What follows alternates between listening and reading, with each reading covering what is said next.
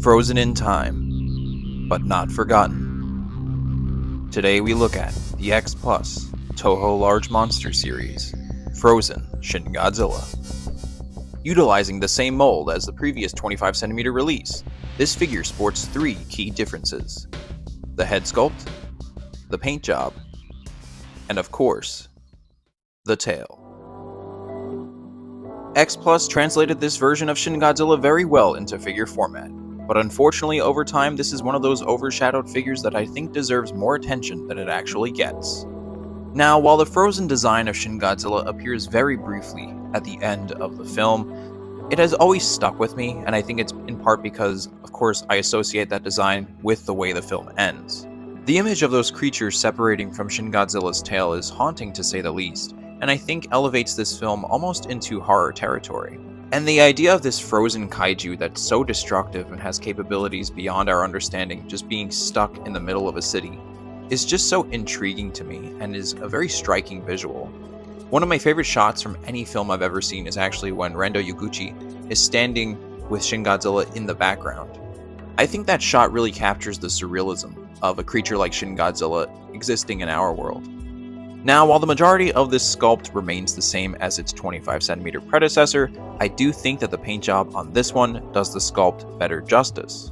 The monochromatic paint scheme we have going here just serves better for this sculpt, and I think that sort of black dry brushing that's present throughout this figure really highlights all those cracks and detailing throughout the entire body. Now, while at first glance it might seem like this figure has a very simple paint job, there is actually a masterful array of highlights and shading going on throughout this entire figure. I tried my best to capture these elements on camera, but really this is one of those figures that when you see it in hand, it really takes on a much more nuanced appearance.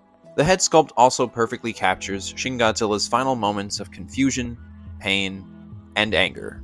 The detail on this mid-roar pose is excellent, and when we zoom into the mouth here, you'll actually notice a subtle shade of purple inside of it. If you recall, at the end of the film, moments before Shin Godzilla is frozen, it begins to light up its atomic breath, but just before it can let it out, that is when it's finally stopped. The inclusion of this paint highlights how this figure does so much with subtlety. Speaking of subtlety, did you notice the pupils in Shin Godzilla's eyes? These are the kind of details that make me love X Plus the way that I do. Godzilla's tail has always been a staple of the character, but with Shin Godzilla, of course, it's a little bit different. First off, this might just be my favorite tail pose of any Shin Godzilla figure that I own. I think that it takes on such a different appearance depending on the angle that you're looking at it, and of course we have such a great length to this tail, which is highlighted by that very serpentine S shape. For the majority of Godzilla tails on toys from virtually all companies, the tail really takes a backseat to the main portion of the figure, which is its body.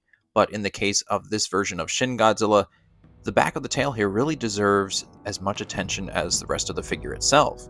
The little creatures coming off the tip of the tail of this figure are superbly crafted, and considering how small they are, it's a very impressive job that X Plus did sculpting these.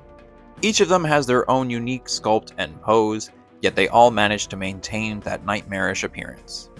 The paint on the tip of the tail is just as good as it is throughout the rest of the figure, and we even have some bits of red and pink flesh tones highlighting the mouth and bits of the little creatures as well. And the face on the tip is just as horrifying as ever. It's crazy to think that these guys have such little screen time. I think they show up for maybe 10-20 seconds at the end of the film right before it just abruptly cuts.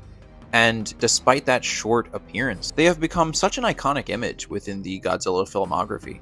Also, for some reason, this one with its hands on its head has always been my favorite of the bunch. I don't know why, it just looks really cool. I'm curious to know, which demon writhing in agonizing pain born off the mutating body of an abominable creature is your favorite? Comment down below. Let's take a few more moments to appreciate the variable appearance of this tail.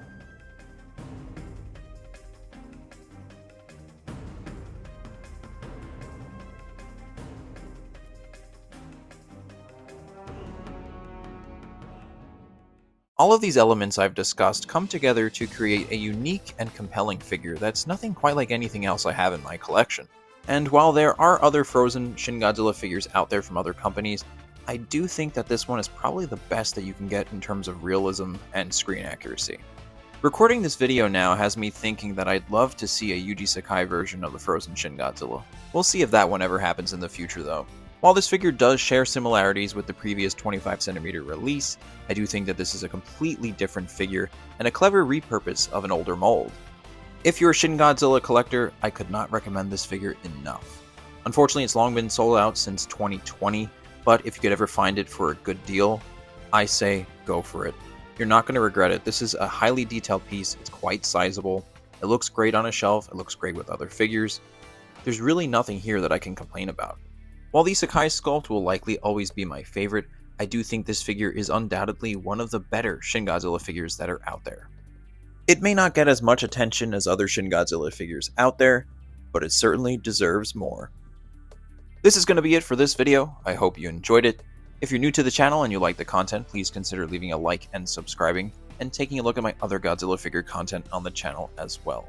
You can also follow me on Instagram at Total Approximation, where I post Godzilla toy photography each week. Lastly, thank you for watching, and have a good one.